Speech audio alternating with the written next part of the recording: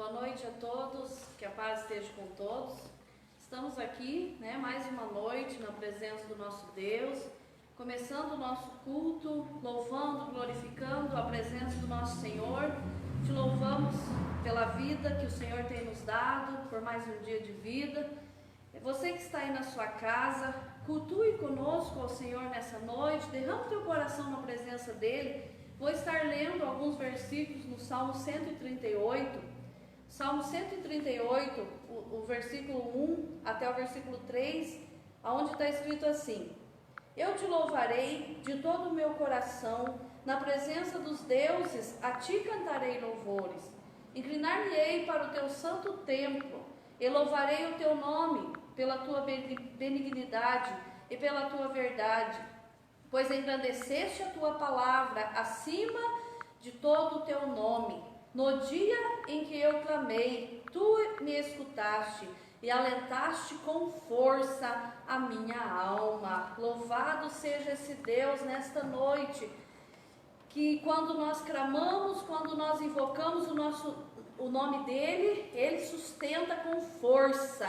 Ele sustenta a nossa alma, Ele tem sustentado a nossa vida. Cada vez que dobramos os nossos joelhos na sua presença, nessa noite eu venho incentivar você a orar mais, a buscar mais a presença do Senhor. Nesses dias de dificuldade que estamos vivendo, nós sabemos que a oração, dobrar os nossos joelhos na presença do Senhor, nos traz força, nos traz vigor. A presença do Senhor, ela nos renova todas as manhãs. E eu, junto com você que está na sua casa, você que está com a sua família, agora nós queremos exaltar esse Deus que dá força ao seu povo, que renova o vigor do seu povo a cada manhã. Eu me sinto fortalecida nessa noite, eu me sinto renovada nessa noite, eu sinto a graça do Senhor sobre a minha vida e eu louvo o nome dEle, porque no meio de toda dificuldade nós podemos sentir a mão do Senhor, nos levantando, nos pondo de pé a cada manhã.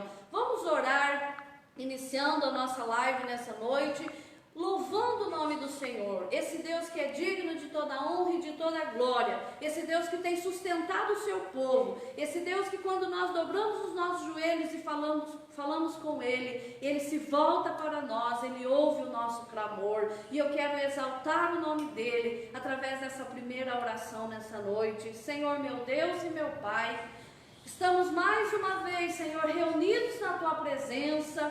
Ó Deus amado, os irmãos que estão em casa, nós aqui na igreja, Senhor amado, nós sabemos que é um tempo diferenciado, é um tempo, Senhor, que nós nunca vivemos antes, Senhor, mas é um tempo onde o Senhor tem ministrado nas nossas vidas, é um tempo onde o Teu povo pode ter uma experiência diferente contigo, e eu Te louvo por isso, Senhor, porque o Senhor fortalece, porque o Senhor sustenta, porque o Senhor põe a Tua igreja de joelho, mas o Senhor sustenta aqueles que são seus. E nessa noite, Pai, estamos aqui para mais um culto na Tua presença, e eu quero, Senhor, junto com todos aqueles que estão nos assistindo nessa noite, dizer: Pai, nós viemos Te adorar, e em Teu louvor erguemos as nossas mãos, pois muitas maravilhas temos visto em nosso meio. Louvamos o Teu nome, Senhor, pelas grandes coisas, grandes obras que o Senhor tem feito nas nossas vidas. Apesar das dificuldades, nós podemos exaltar, nós podemos glorificar o Teu santo nome nessa noite. Pai, viemos Te adorar. Pai, viemos Te adorar, e em Teu louvor erguemos nossas mãos.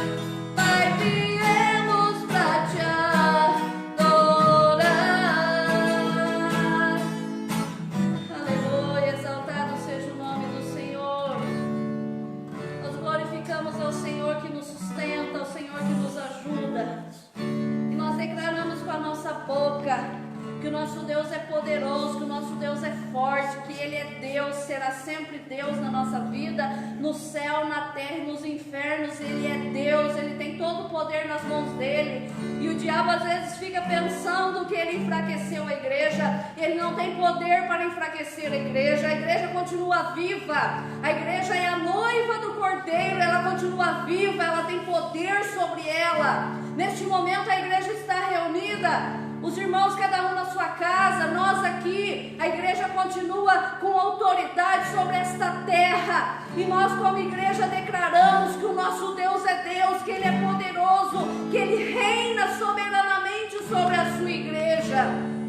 E nós não estamos fracos, não, nós não estamos enfraquecidos, nós estamos fortalecidos no Senhor nosso Deus. E com a nossa boca nós declaramos para quem quiser escutar nessa noite, declaramos para que o inferno escute nessa noite, que o nosso Deus é Deus, independente da situação, independente do momento, independente se é momento de riso ou se é momento de choro, o nosso Deus é Deus na nossa vida. Ainda que Ele me mate, nele eu confiarei, disse Jó um dia numa palavra muito poderosa. Ainda que Ele me mate, nele eu confiarei. O Senhor é Deus na minha vida, em qualquer situação, em qualquer momento, e eu declaro com a minha boca nessa noite que Ele é Deus, e Ele será sempre Deus, e Ele não perdeu o controle, tudo está nas suas mãos, e a igreja continua viva, e a igreja é a noiva do Cordeiro, e nós declaramos que Ele é Deus, e será sempre Deus na nossa vida. Aleluia. Vamos cantar essa canção. Quando brilha o sol, ou se a chuva vem, quando estou mal, ou então, se tudo está bem, quando dizes sim, quando dizes não, se ouço a sua voz ou não, quando em silêncio estás. Será sempre Deus e sempre me amarás, não desampararás, nem desistirás. E ainda que a dor me diga que não, sei que é por amor, e estás me ensinando que sempre és Deus. Aleluia, glorificado seja o teu nome, Senhor. Quando brilha o sol, ou se a chuva vem, quando estou mal, ou então, se tudo está bem, quando dizes sim, quando dizes não, se ouço a sua voz ou não, quando em silêncio estás. Será sempre Deus e sempre me amarás, não desampararás, nem desistirás. E ainda que a dor me diga que não, sei que é por amor, e estás me ensinando que sempre és Deus. Será sempre Deus e sempre me amarás, não desampararás, nem desistirás. E ainda que a dor me diga que não, sei que é por amor, e estás me ensinando que sempre és Deus. Aleluia, Senhor, Tu és Deus na nossa vida e nós Te exaltamos nessa noite. Louvado seja o nome do Senhor. Agora, o Kenneth, nessa noite vai estar trazendo a palavra aos nossos corações.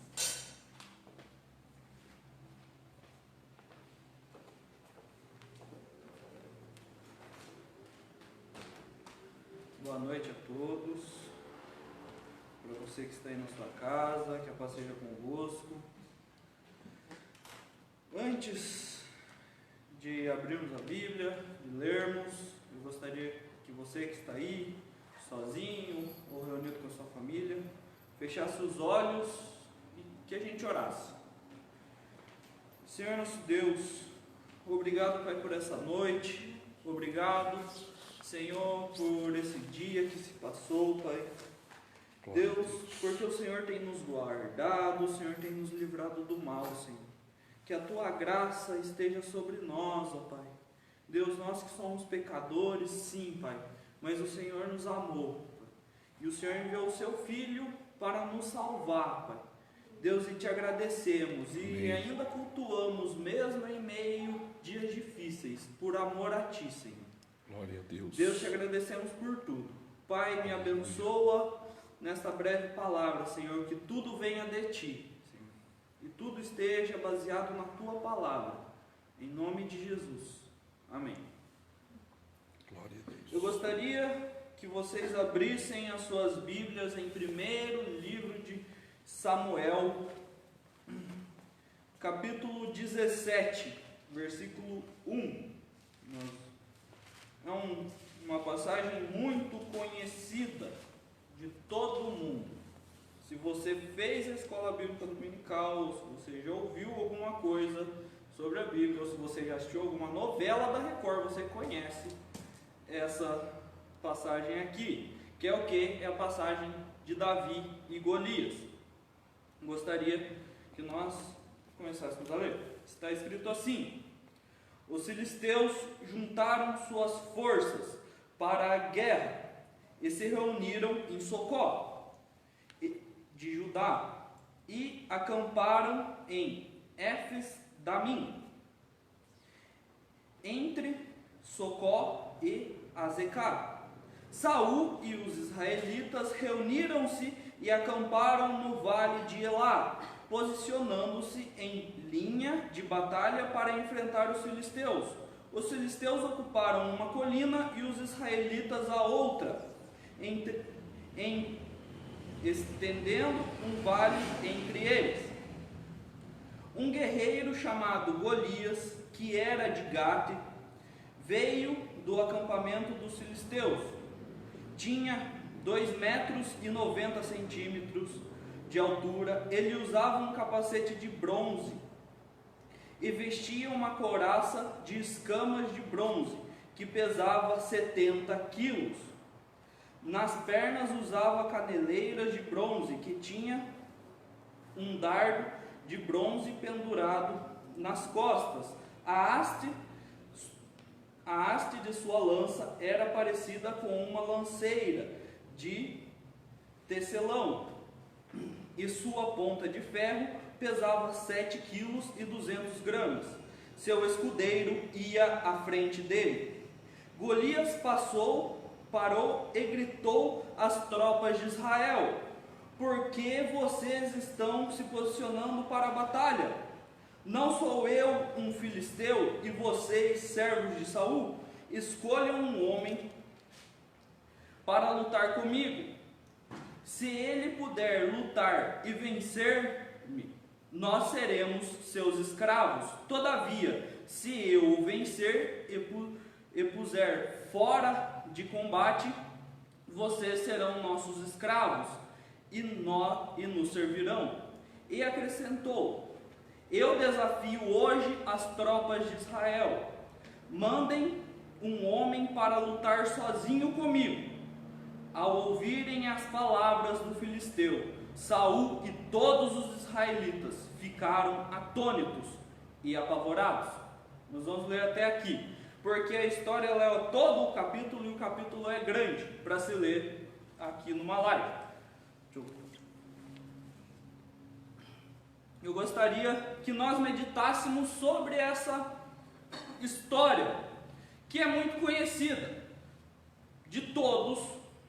Se você já ouviu essa história, mas só um resumo: a história de Davi tudo começou com Davi quando Saul foi rejeitado por Deus como rei. Então Deus mandou que Samuel ungisse um novo rei. Então ele foi à casa de Jessé para ungir um rei. Então ele achou que eram os irmãos mais velhos, o primeiro, o segundo, até que não sobrou mais nenhum, e apenas restava o caçula, ele, que era Davi, que cuidava de ovelhas.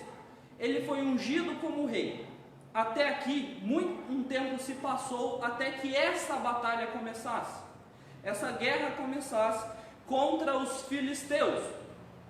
Os filisteus que sempre foram um povo inimigo de Israel, do povo de Israel. E eu gostaria que nós começássemos a meditar aqui, a pensar aqui.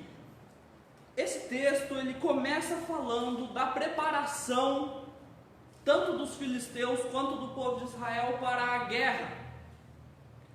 E a guerra, ela é algo muito comum para o povo de Deus. Se vocês olharem em todo o Antigo Testamento ele está recheado de guerras, e do povo de Deus sofrendo, e do povo de Deus sendo massacrado.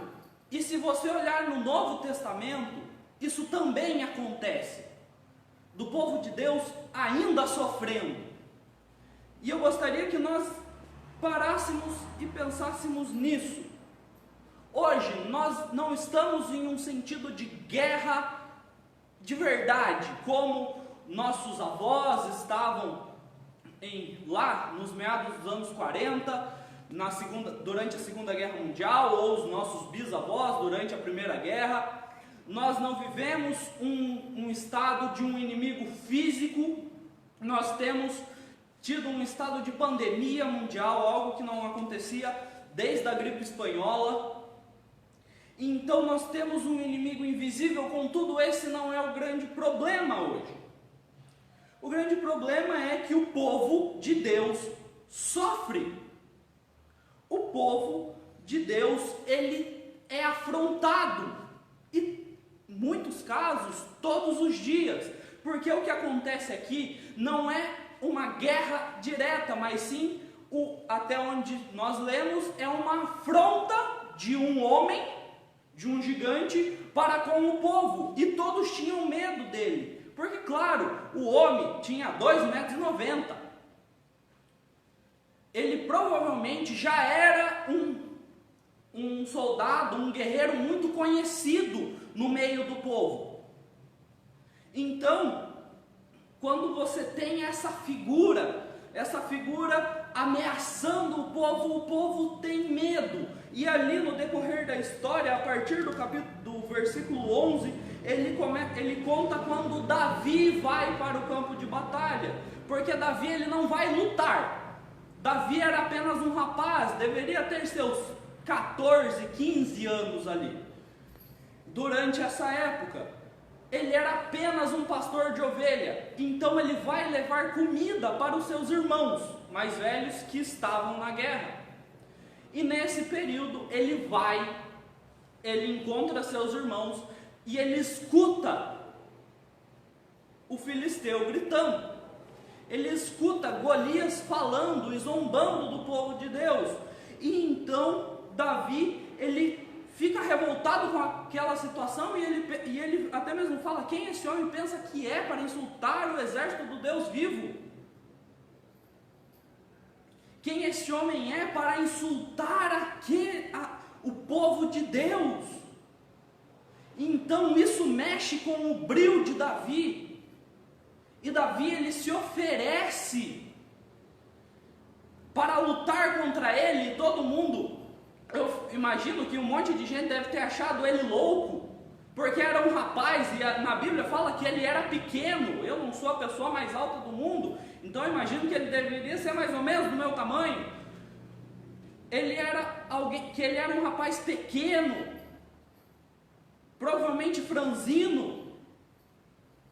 Porém, no decorrer do capítulo ele fala que ele matava leões, que ele matava ursos para defender as suas ovelhas,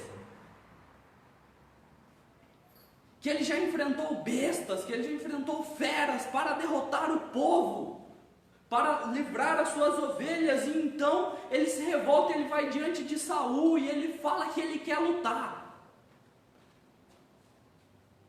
Saul de mãos atadas. Eu também imagino que foi pela graça de Deus, porque qualquer pessoa em sã consciência não deixaria.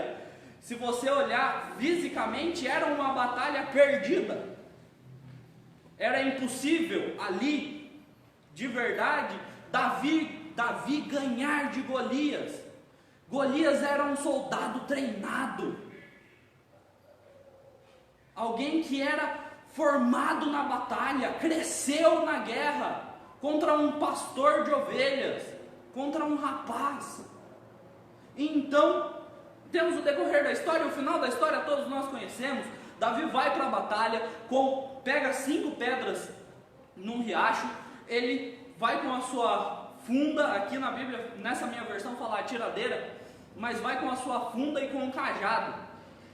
E quando Golias vê aquela cena, quando Golias vê aquilo, ele ri, porque ele está todo armado, ele está com a couraça de bronze, ele está com capacete, ele está com armas, ele tem escudos, e vem um rapaz com 5 pedras e um pedaço de pau para bater nele. E daí, então é quando Davi fala, que Golias fala que ele acha que ele é um cachorro, porque ele está indo com ele com pau e pedra, contra pau e pedra, mas ele fala que está indo com Deus de Israel, que quem está indo contra ele, na verdade é Deus e não Davi. E aqui, então, de novo, todos sabemos o decorrer da história. Davi coloca a pedra na funda, ele gira, acerta a testa de Golias, a pedra fica cravada em sua fronte, e então ele cai de rosto em terra, e então ele morre, e Davi corta a sua cabeça e entrega ao rei.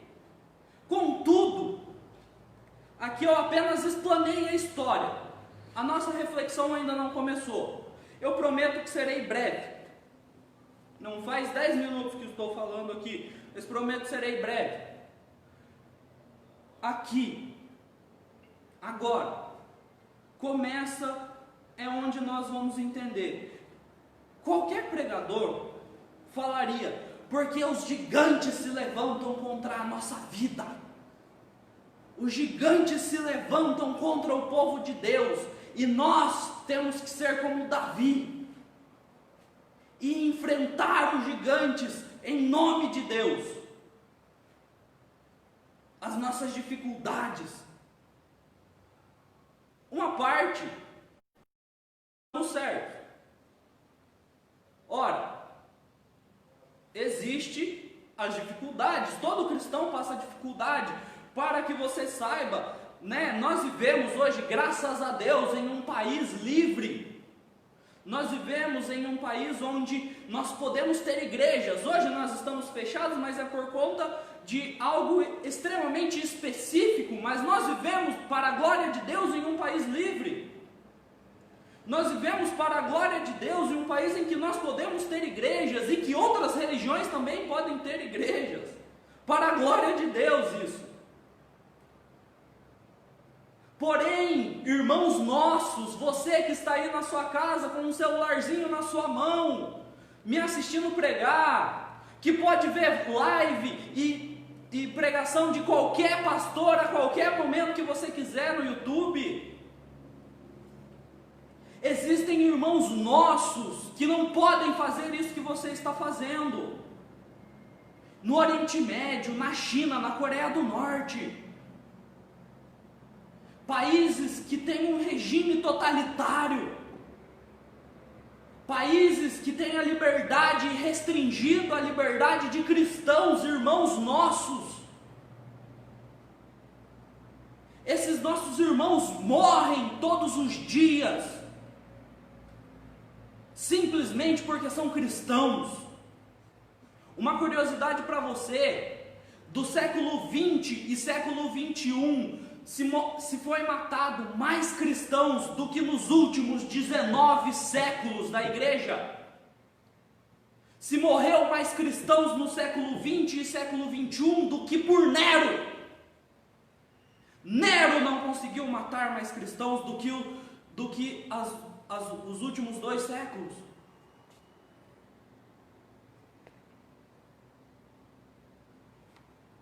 Nós, hoje sim, vivemos para a glória de Deus em um país livre, mas nossos irmãos vivem em condições miseráveis muitas vezes. E aqui só fazendo o adendo, nós devemos orar por esses irmãos, porque eles suportam algo que muitas vezes pode ser que você e nem eu suportaríamos. Contudo, esse não é o foco hoje. Mas cristãos passam dificuldade. E ora, o que nós fazemos em frente a essa dificuldade? Nós até podemos lutar contra o nosso gigante. Nós até podemos lutar e bater de frente contra os gigantes da nossa vida. Contudo, existe uma coisa que vai acontecer. Nós vamos perder. E você que está aí do outro lado, você pode, meu Deus, como assim nós vamos perder? Você vai perder quando você lutar contra o seu gigante. Sabe por quê? Porque existe algo em nós que é muito maior, algo que em nós, um gigante em nós que é muito maior do que essas dificuldadezinhas que existem nas nossas vidas. O maior gigante que existe na vida do ser humano é a distância de Deus. A distância que nós temos de Deus, e por causa dessa distância que nós temos de Deus, nós não vamos conseguir vencer os nossos gigantes. Sabe por quê? Porque nessa história aqui, nós não somos Davi. Sabe quem nós somos? Eu, você, o meu pai que está ali.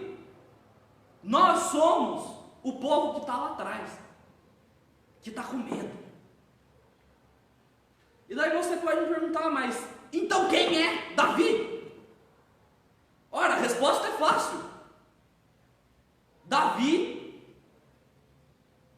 para nós hoje, se é representado na pessoa de Cristo. E eu sempre vou voltar às minhas mensagens. Se vocês pegarem todas às vezes eu olho os meus esboços e eu vejo que todas as minhas mensagens são praticamente iguais, porque eu não consigo falar de outra coisa que não seja Cristo. Ele é o arquétipo de Davi nas nossas vidas. Ele é a representação, ele é o Davi verdadeiro dessa história.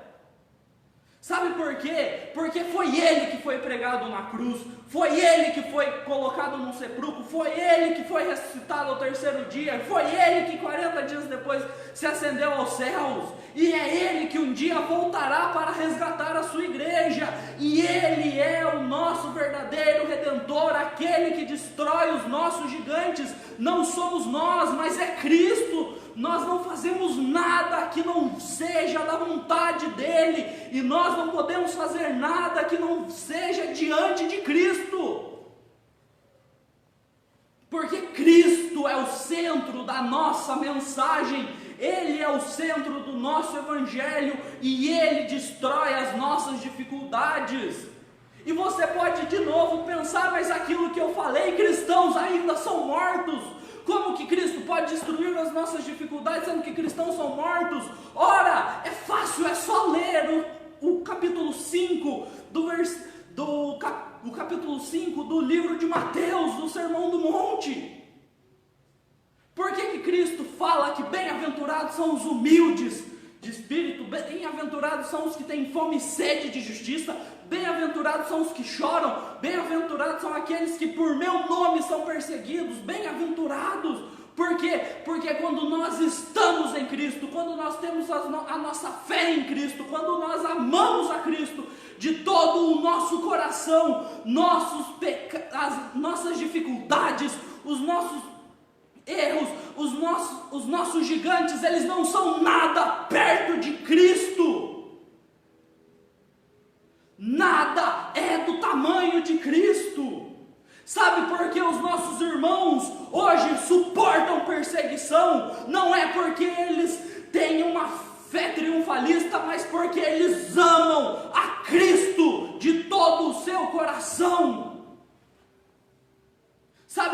nós suportamos todas as coisas, não é porque nós somos fortes, mas é porque Cristo venceu, e por causa dele nós vencemos. Nós não podemos fazer nada. Nós não podemos fazer nada. Ora, porque eu poderia fazer uma mensagem grande, uma mensagem que você ia gostar, que você tem que lutar, que você tem que fazer, que você tem que ir lá e derrotar o seu gigante. Com tudo isso não seria evangelho, porque eu poderia fazer essa mesma mensagem.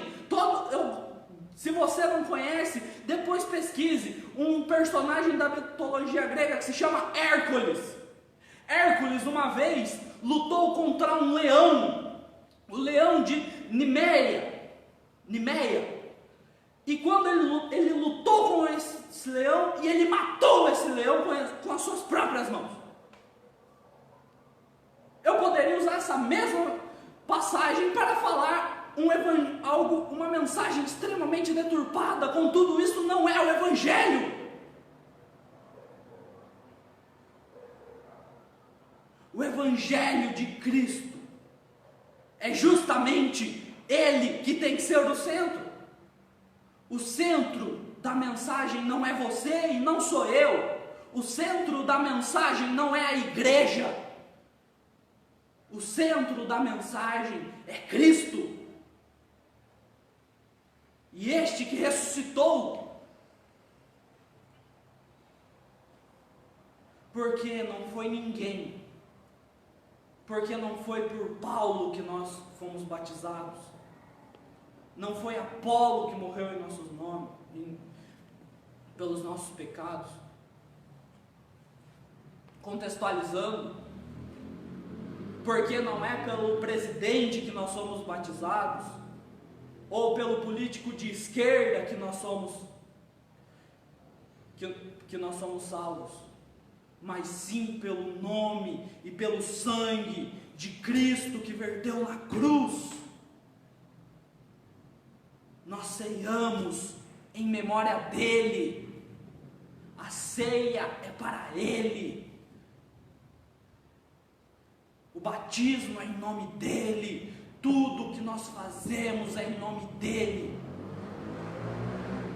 Cristo tem que ser o centro da igreja, o centro do evangelho. Porque toda a Bíblia aponta não para algo fora, mas toda a Bíblia aponta para um centro, que é Cristo. Ora, porque no caminho de Emaús, meu pai pregou esse tempo atrás aqui, ele não estava caminhando com os discípulos, e ele mostrou, e ele falou de toda a lei, de todas as passagens, de todas as histórias do Antigo Testamento, mostrando que ele era o centro de tudo.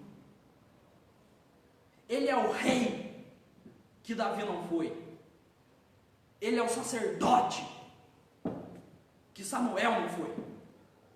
Ele é o profeta que Elias não foi. Sabe por quê? Porque esses homens, por mais que fossem de Deus, eles eram falhos. Porém, Cristo é o Deus em carne. É Deus que se tornou carne, que entrou no meio da sua criação. E o Evangelho é aquilo que nos faz viver. Porque eu gosto tanto de falar do Evangelho e eu não sei pregar sobre outra coisa. Porque o Evangelho, ele não é só uma mensagem da minha vida, ele é tudo que eu tenho. Cristo, para o crente, ele não é só uma parte da vida. Cristo, ele é tudo que nós temos. Cristo é tudo o que existe na vida do cristão. Ora, nós não somos cristãos, seguidores de Cristo. Isso deve estar em nós. A centralidade de Cristo, não só nos nossos cultos, mas na nossa vida. Que a gente acorde e não pense se alguém foi preso, se tal ministro saiu, se entrou outro ministro, o que o STF fez, quanta gente morreu por corona, quanta gente foi curada, que isso não seja o nosso pensamento, que o nosso pensamento esteja em Cristo. Eu não estou falando que nós devemos anular todas essas coisas são importantes sim, mas que o foco não seja isso, que isso não tire a sua paz, que isso seja uma turbulência, mas que a gente seja diferente de Pedro, que mesmo em meio à tempestade, a gente olha para Cristo e a gente mantém, porque Ele, de novo, Ele é Deus encarnado, e Ele mesmo não falou, no mundo tereis aflições, mas tem de bom ânimo, porque eu venci o mundo, e nós vencemos o mundo, por Ele, e essa é a mensagem do Evangelho, Ele morreu por nós, e nós somos salvos por Ele, porque não vem de nós a salvação e a graça, mas sim dele, e nós não somos aqueles que vão à luta, nós, para a glória de Deus, ficamos lá atrás, mas Ele lutou por nós, Ele desceu no inferno, Ele pegou a chave da mão do diabo, Ele venceu, e Ele nos tirou de lá, para a glória de Deus, somos salvos hoje, amém. Gostaria que vocês, aí que estão na sua casa, fizessem uma oração comigo, para encerrar esse momento da palavra. Logo estarei passando a mensagem, a palavra para o pastor. Senhor nosso Deus, Pai, estamos aqui, Senhor, Pai, para reconhecer a Tua grandeza, Pai, para reconhecer a Tua grandeza em momentos difíceis de nossas vidas, para reconhecer a grandeza da Tua graça e do Teu poder, Pai, porque o Senhor se fez carne e habitou entre nós, e o Senhor morreu para nos salvar, e nós Te agradecemos, porque o Senhor é Deus sobre todas as coisas, e o Senhor nos livrou, o Senhor nos amou. Pai, obrigado, porque Tu venceste o maligno, e o Senhor vence o mundo por nós, e nós depositamos a nossa fé em Ti, Senhor. Obrigado por tudo, em nome de Jesus, amém. Passo a palavra ao pastor.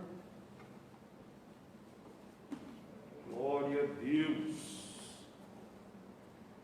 Glória a Deus, meus amados. Que bom, né? Que bom ouvir a palavra de Deus. Que bom saber que esse Deus bendito e poderoso guerreia as nossas guerras. E isso é real. Ele é o Senhor. Ele é tudo para mim. Antigamente nós cantávamos isso nos cultos de terça-feira. Jesus é tudo para mim, né? Jesus é tudo para mim. Glória a Deus. Eu louvo a Deus por você estar conosco, e eu queria fazer um convite antes da oração final. Mas preciso muito agora não só que você ouça este convite. Preciso que o amado irmão, a irmã, principalmente, é claro que isso está estendido a todo o corpo de Cristo, mas agora falando em específico a membresia da primeira IEQ de Araputi, né? Eu sei que nem todo mundo tem a gente aí de repente no Facebook, mas eu louvo a Deus pela vida daqueles que nos ajudam e que estão conosco. Então vocês vão me ajudar através de WhatsApp, enfim. Domingo 7h30 da noite, grava isso, nós estaremos aqui fazendo a nossa live. Ok, mas tem um porém. Nesse mês de junho, como nós fomos interrompidos assim no final de maio com os cultos novamente presencial, e a nossa cidade, né, deu uma subida enorme aí dos casos de coronavírus, então nós não tivemos ceia esse mês de junho. E eu estou convidando aos membros dessa casa, eu não os convido, eu os convoco. A você que está em comunhão com o corpo de Cristo e é de outra cidade, enfim, eu os convido, né? Com a bênção lá do seu pastor, enfim, não quero de forma alguma entrar nesse mérito de questão, mas os membros desta casa, eu os convoco para a gente ceiar juntos, e nós vamos fazer uma santa ceia. Talvez seja diferente para você, é diferente para mim também, porque eu nunca fiz, uma santa ceia online, 100% online. O que eu preciso dos amados?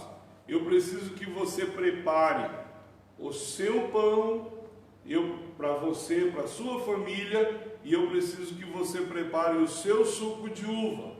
Você pode fazer com estes sucos aí do mercado mesmo, e eu vou dizer uma coisa para você, irmão, o importante é que você prepare o teu suco de uva, né?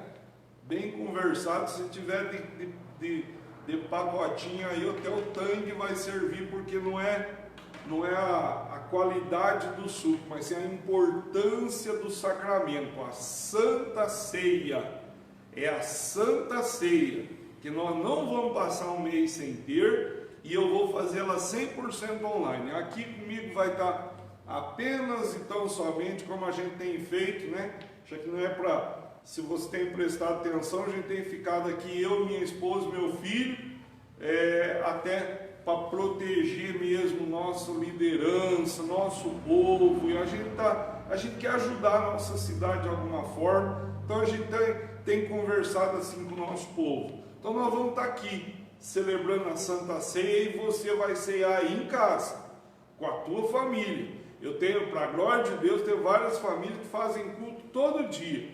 Então, domingo, a nossa live que a gente vai ter que bombar, né? De alguma forma, quem não tem Facebook, cria aí um Facebook, manda um convite para o pastor Nilton, que a gente ou a gente mesmo adiciona você lá, mas manda, nós vamos dar um jeito. Eu sei que isso fica no YouTube, mas fica depois, fica uma hora depois, um dia depois, então nós ainda não temos condições de fazer ao vivo pelo YouTube. Então eu peço a colaboração da membresia para preparar o pão, para preparar o suco de uva, e nós vamos ceiar. Vem ceiar, o mestre chama, vem ceiar. A Santa Ceia, ela fortalece o nosso espírito, sim. A Santa Ceia tem poder curador para a nossa alma. A Santa Ceia, ela é aquilo que Jesus falou dos elementos, né? Que a gente precisa comer do pão, beber do cálice, porque ele se entregou por nós, e quem não come, não bebe, não tem a vida em si. Então eu estou convocando você para domingo, 7h30, mas não é 7h31 nem 7h29, 7h30 em ponto. A gente canta 2 canções, a gente traz uma palavra rápida, mas também a gente ministra a Santa Ceia para você aí do outro lado. Então prepara o pão, prepara o suco, reúna a tua família. Irmãos, a gente vai saber, sim, todos os que estiverem participando lá do outro lado, você manda ali um comentário, diz: estou assistindo, estou participando com vocês, e a gente vai ficar feliz demais da conta, e Deus com certeza vai abençoar, vai curar, vai manifestar a sua graça, seu poder e a sua glória. Ok? Deus abençoe a tua vida. Dado esse recado, acho que ficou claro. Domingo, Santa Ceia. Então você me ajuda a espalhar essa ideia. Bola aí no Facebook uma foto aí da igreja e joga para os teus amigos participarem também, WhatsApp, enfim, vamos fazer o nosso melhor e uma grande Santa Ceia para a glória de Deus Todo-Poderoso. Amém, irmãos? Deus abençoe a tua vida, Deus abençoe a tua casa. Esperamos em Deus que você esteja guardado pela boa mão do Senhor, que o sangue de Cristo esteja cobrindo, marcando, né, os umbrais da tua porta, como você ouviu aqui a mensagem, né? Cristo, Cristo, Cristo, Cristo. Vamos entender isso de uma vez por todas, e isso é maravilhoso para nós. Vamos encerrar a nossa live orando mais uma vez. Talvez você olhe agora e diga: pastor, aqui em casa tem alguém com tanto medo, eu vou orar por pessoas que estão com medo. Pastor, aqui em casa tem pessoas com sintoma da Covid-19. Pastor, aqui em casa tem pessoas com sinusite, com rinite, com não sei o que, com dificuldades respiratórias. Pastor, aqui em casa tem pessoas enfermas. Eu quero fazer essa última oração por você, para que você receba, quando o pastor terminar de orar, diga: eu recebo essa bênção, eu recebo esse milagre, eu tomo posse junto com o servo de Deus, eu recebo essa palavra que foi ministrada, e glória a Deus por isso.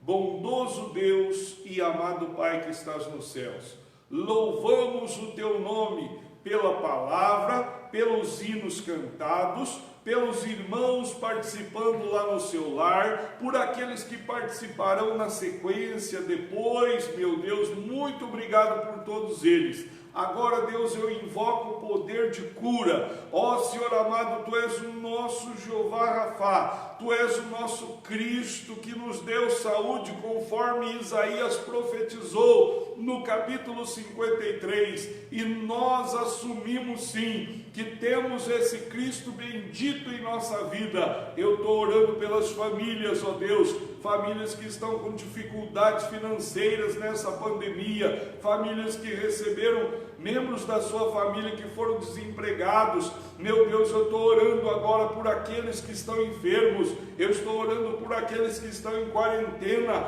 eu estou orando, ó Deus, para que o Teu poder esteja cobrindo a nossa cidade, querida cidade de Arapoti. Queremos, ó Senhor amado, que esse vírus seja banido dos ares da nossa cidade, sim. Queremos que o povo seja curado, queremos que o povo seja abençoado, queremos, ó Deus, que as famílias recebam o milagre da mão do Senhor agora. Estende a Tua mão, meu Deus bendito, e em nome de Jesus Cristo, traz para dentro dessa casa uma noite tranquila, um sono reparador, uma paz interior. Meu Deus e meu Pai, faz com que o Teu povo caminhe, ó Deus, e realmente entenda que nós venceremos este mal, porque nosso Cristo venceu lá na cruz do Calvário, e nós temos paz nele, e sem ele nada podemos fazer. E é por isso que eu abençoo nosso povo e oro intercedendo.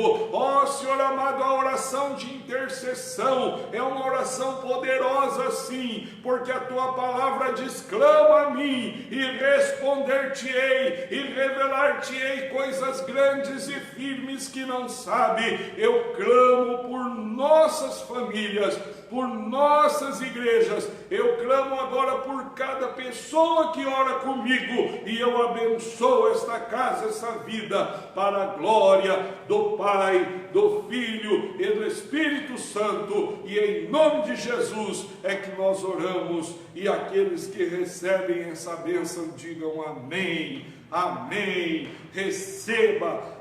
Quando você diz amém, você diz: eu aceito, eu aceito, eu aceito essa oração, este culto, essa palavra no meu lar. Amém? Receba a bênção de Deus. Não esqueça, domingo, Santa Ceia do Senhor.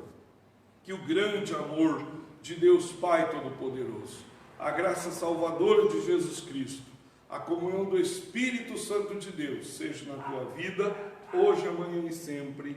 Amém. Deus abençoe a tua vida, a tua casa, o teu trabalho, e em nome de Jesus.